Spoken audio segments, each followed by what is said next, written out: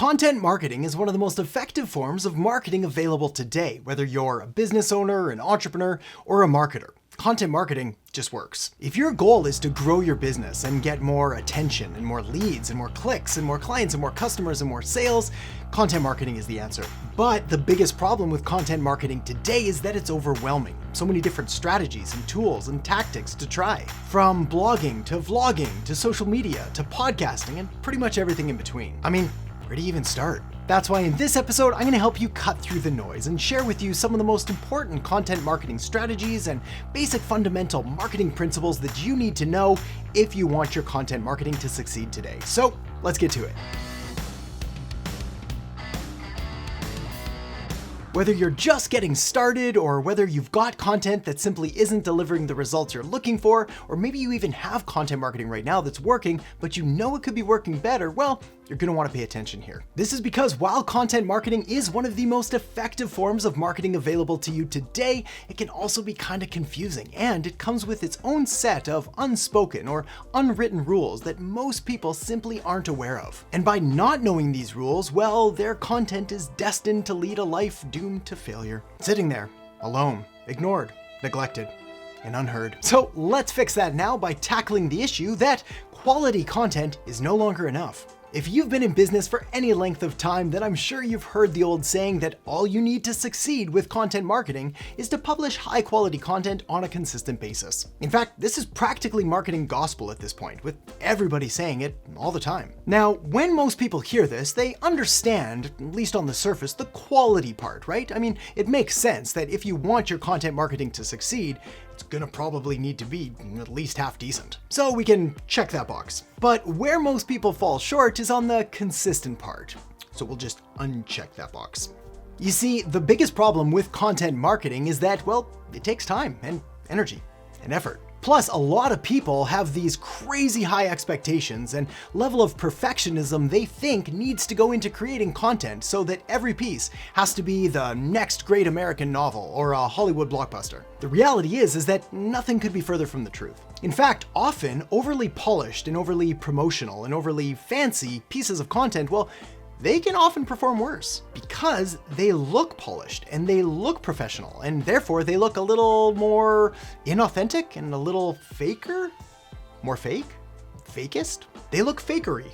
This means, and this is kind of hard for me to say, but when it comes to creating content, you probably need to lower the bar and really just get some stuff out there, like any stuff. The reality is that most smartphone cameras today, well, they've got some pretty incredible cameras on them, with most of them shooting 4K, which is beyond what you need for even a decent YouTube video. 1080? That's just fine, and pretty much any webcam can do that as well. Plus, some of the most effective kinds of content that are working right now are these shorter form pieces of content that are 15 seconds, 30 seconds, 60 seconds, like we see through Instagram and Facebook stories. I mean, if you want to talk about kind of guerrilla style marketing, run and gun, grab your phone and just have a chat with people, well, there's nothing better and nothing easier as a way to come off as an authentic and engaging and human type of person than just by sharing the behind the scenes and what's going on in your world. Now, I'm not talking about just taking pictures of your food and posting that on Instagram every single time. This isn't 2017 anymore, people. But I am talking about creating relevant and relatable content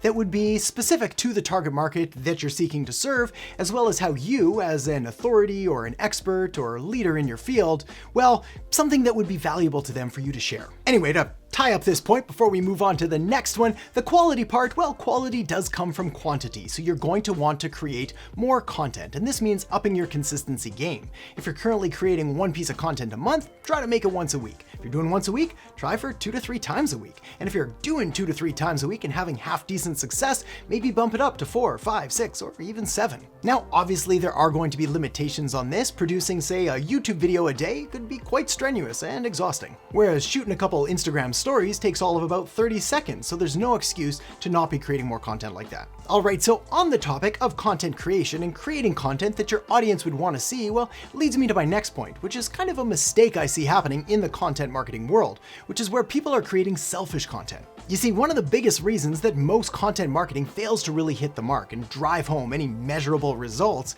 is that it's created with the content creator in mind rather than the audience and the market and the customer and the client in mind. This means creating content that you want to create rather than really trying to get into the minds and into the shoes of your customer. When you do this, when you're able to be more understanding and more empathetic, and you're able to understand where they're coming from and what their pains are and their problems and their frustrations, well, you're able to create relevant and specific and valuable content that helps address those, possibly even solve them, but at the very least provide a little bit of relief. There's also two more problems with creating selfish content, and that is problem number one being that nobody's really looking for it because it's not addressing a problem that they have, so they're unlikely to find it. And then problem number two is if they do happen to stumble across it, well, it's not going to be relevant to them. It's not going to be valuable. So they won't consume it. And if they do consume it, they're unlikely to share it. All right. So the next thing you need to understand when it comes to creating truly effective content marketing is that your content needs to be specific. Now, I'm not talking about crazy niching down and creating only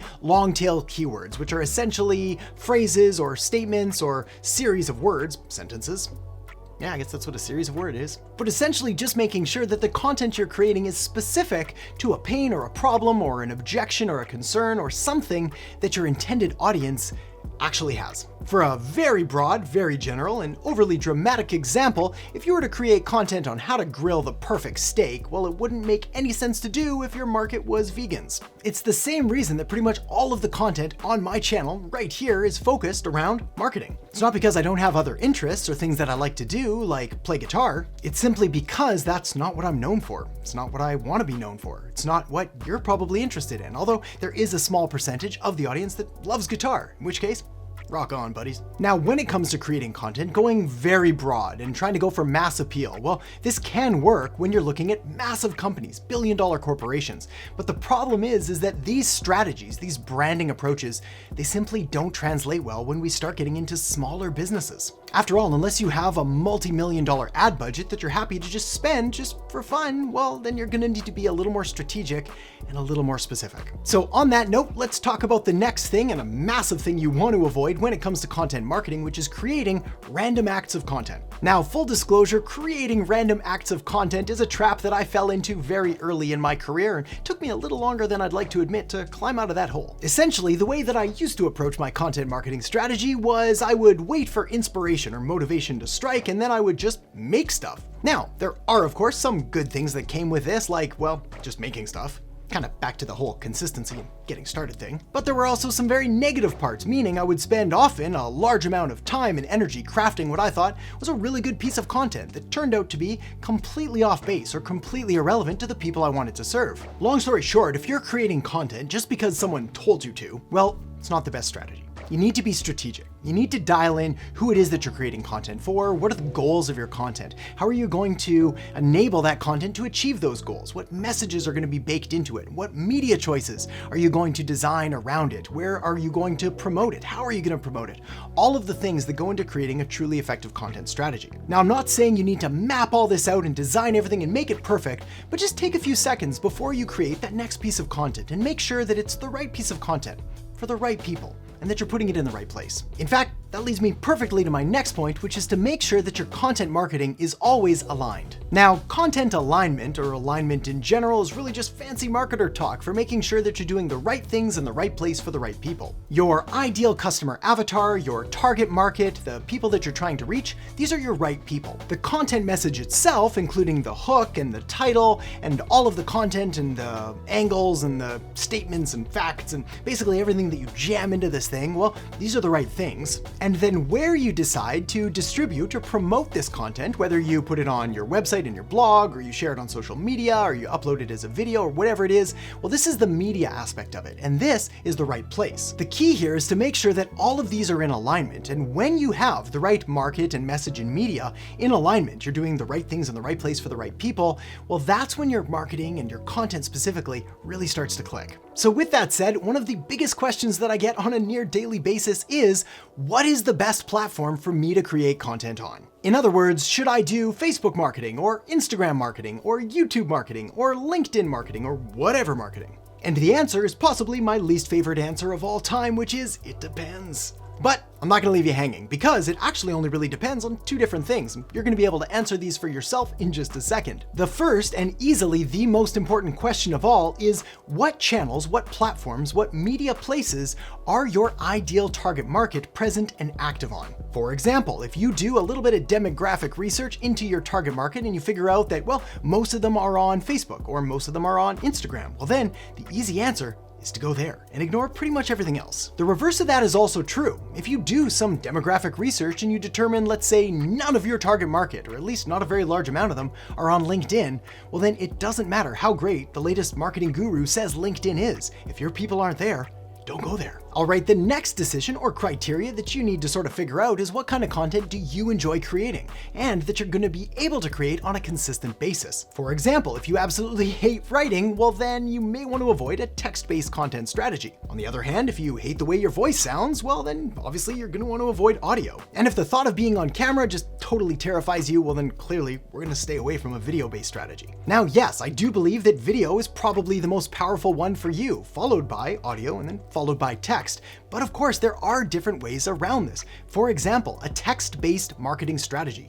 Content marketing done through email is one of the most powerful and effective ways to grow your authority, establish rapport, build connection, build deeper relationships, and really become the go-to leader in your space. So for that one, text gets the win. But this is why, again, it's incredibly important to really dial things back and figure out where your ideal target market is present and active, then what kind of content you want to create, and then just kind of match those two up. All right, the next thing you need to understand about content marketing, this is a big one, so pay attention here. Well, it's that content really forms the backbone of the entire customer journey, the entire buying process that someone goes through when they first learn about you, all the way through to becoming a happy, loyal, paying client or customer for your business. Again, this is why creating one single piece of content one time simply isn't going to cut it. And again, this is why you need to find a way to create content consistently in a way that, well, that you don't hate. This is because when it comes to marketing, well, everything is content. Ads that you may write, that's content. A video you may want to create,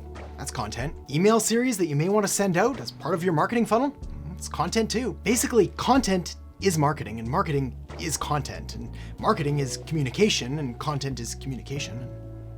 Let me clarify that for just a second. Marketing, in my humble but honest opinion, is all about the communication of value to your client or customer. It's about being empathetic and understanding, putting yourself in their position, trying to understand and figure out their pains and problems and frustrations, and how your business is uniquely positioned to help solve that for them. Then marketing comes in by communicating that value, by going to where they are, taking them by the hand and guiding them through a process, through a journey, through a content-fueled journey that inevitably leads them to the logical and natural conclusion that your business is the best solution for their problems. That, my friend, is marketing, and that requires content. Of course, one of the best ways to put all of this together and to really understand things from a strategic, kind of high-level overview is to create a modern marketing plan. And this is why the next thing you're going to want to do is check out the video I have linked up right here on how to create a marketing plan. So make sure to check that out now, and I'll see you in the next episode. The characteristics that make up that ideal customer avatar. So let's do that in 3 different steps. Number 1 is you want to identify their demographic details. These are the stereotypical things everybody thinks about